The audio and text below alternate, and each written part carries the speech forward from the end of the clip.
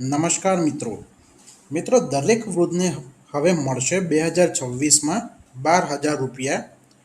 કોને આ લાભ મળશે, ડોક્યુમેન્ટ કયા કયા જોઈશે, ફોર્મ કેવી રીતે ભરવાનું છે, ફોર્મ કેવી રીતે જમા કરાવવાનું છે અને લાભ જતો ન રહે તે માટે વિડીયો આખો જુઓ।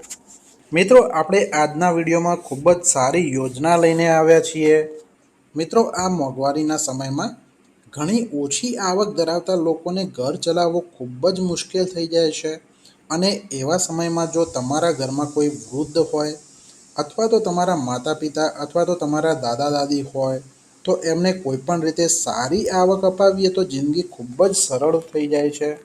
તો મિત્રો આજના વિડીયોમાં આપણે એક ગજબની યોજના લઈને આવ્યા છીએ, તો વિડીયોને છેલ્લે સુધી જુઓ। ચેનલમાં જો નવા હોય તો ચેનલને સબસ્ક્રાઈબ કરી દેજો, વિડીયોને લાઇક અને શેર કરી દેજો જેથી તમારા મિત્રો પણ આ વિડીયો અને આ યોજના વિશે જાણી શકે અને ફોર્મ ભરી શકે। કારણ કે આજના વિડીયોમાં ફોર્મ કેવી રીતે ભરવાનું છે તે પણ બતાવેલું છે। તો વધુ સમય બગાડ્યા વગર આપણે વિડીયો શરૂ કરીએ।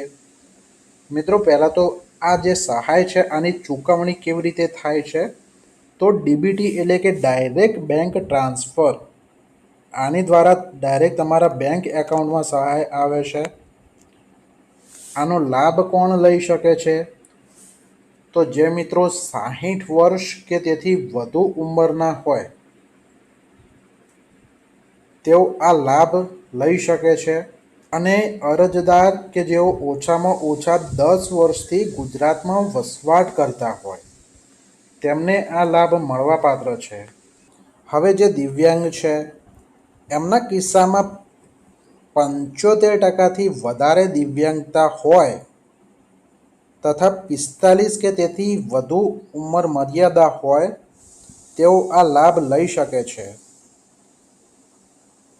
હવે 21 વર્ષ કે તેથી વધુ વર્ષનો પુત્ર કે પૌત્ર ના હોવો જોઈએ, એટલે કે ઘરમાં કોઈ સક્ષમ કમાનાર વ્યક્તિ હોય તેમને આ લાભ મળવાપાત્ર નથી।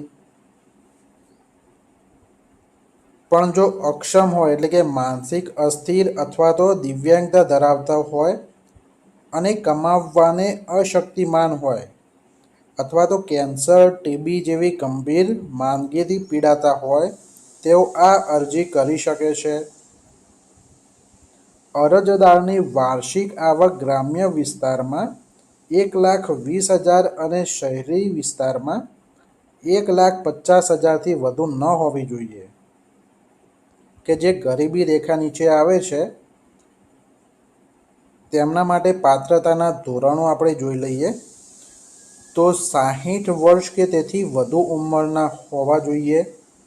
ગ્રામ્ય વિસ્તારના અરજદારો માટે ગરીબી રેખા હેઠળ બીપીએલ યાદીમાં 0થી 20ના સ્કોરમાં સામેલ થયેલા હોવા જોઈએ, એટલે કે 0થી 20ના સ્કોરમાં ગ્રામ્ય લેવલે અને શહેરી વિસ્તારમાં જે urban housing and poverty elevation મંત્રાલય છે એમાં બીપીએલ યાદીમાં સમાવિષ્ટ હોવા જોઈએ, તેમને આ લાભ મળવાપાત્ર છે। હવે મિત્રો આમાં તમે અરજીપત્રક ક્યાંથી મળશે, તો જે જિલ્લા કલેક્ટરની કચેરી છે અહીંયાથી તમને અરજીપત્રક મળવાપાત્ર રહેશે, અથવા તો તમે મામલતદાર કચેરીથી પણ આ અરજીપત્રક વિના મૂલ્યે મેળવી શકો છો। ગ્રામ્ય કક્ષાએથી જે વીસીઈ હોય એ ગ્રામ પંચાયતથી અરજી ઓનલાઈન કરી શકાય છે અને મંજૂર નામંજૂર કરવાની જે સત્તા છે એ મામલતદારને સોંપવામાં આવેલી છે। મિત્રો અરજી આપવાનું જે સ્થળ છે સંબંધિત જિલ્લા અથવા તો જે તાલુકા હોય, એટલે કે તમારો જે જિલ્લો હોય અથવા તો જે તાલુકો હોય એમાં જન સેવા કેન્દ્ર હોય, મામલતદાર કચેરી અથવા તો ગ્રામ્ય કક્ષાએ ગ્રામ પંચાયતથી ઓનલાઈન અરજી કરી શકાય છે। આ વેબસાઇટ આપેલી છે કે digitalgujarat.gov.in, આ ગુજરાત સરકારની વેબસાઇટ છે, અહીંયાથી તમે અરજી કરી શકો છો।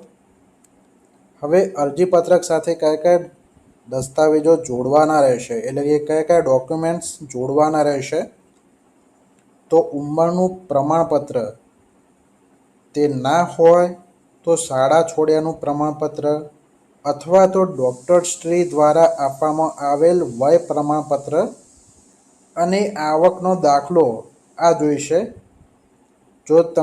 જો કોઈ દિવ્યાંગ હોય તો દિવ્યાંગતાના કિસ્સામાં દિવ્યાંગતાનું પ્રમાણપત્ર, 21 વર્ષથી મોટી ઉંમરનો પુત્ર ન હોવાનું પ્રમાણપત્ર, આધાર કાર્ડ, બેંક અથવા તો પોસ્ટ ઓફિસ એકાઉન્ટ એટલા માટે કે જે સહાય છે ડાયરેક્ટ તમારા બેંકમાં આવશે. રેશન કાર્ડ, આટલા ડોક્યુમેન્ટ જોઈશે.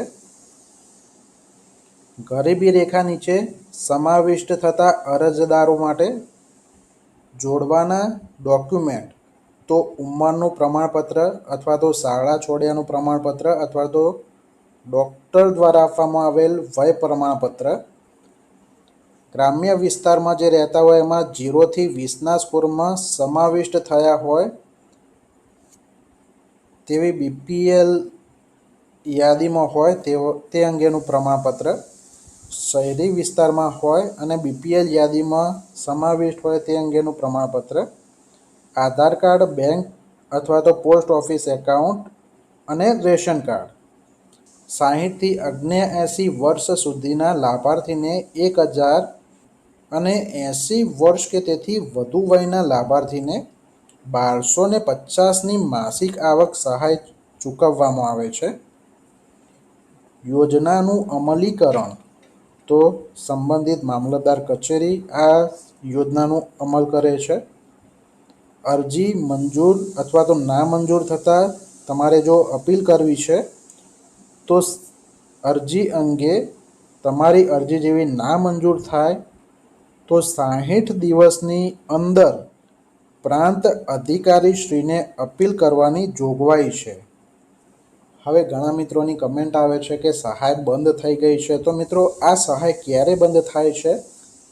તો લાભાર્થીઓનું જ્યારે અવસાન થાય છે અને અરજદારના વારસદારોએ મામલતદાર કચેરીને જાણ કરી અરજદારની સહાય બંધ કરાવવાની રહેશે. નિયત આવક મર્યાદા કરતાં આવક જ્યારે વધી જાય છે ત્યારે અથવા તો ગરીબી રેખા નીચે સમાવિષ્ટ થતા પરિવારોનો સ્કોર 20 કરતાં વધારે અપડેટ થાય ત્યારે લાભાર્થીએ મામલતદારને જાણ કરીને સહાય બંધ કરાવવાની રહેશે. તો મિત્રો, આ હતી એક વૃદ્ધ સહાય યોજના. તમારો કોઈ પ્રશ્ન હોય તો તમે કમેન્ટ બોક્સમાં પૂછી શકો છો. નેક્સ્ટ વિડીયો કયા ટોપિક પર જોઈએ છે તમે મિત્રો કમેન્ટ બોક્સમાં લખી શકો છો.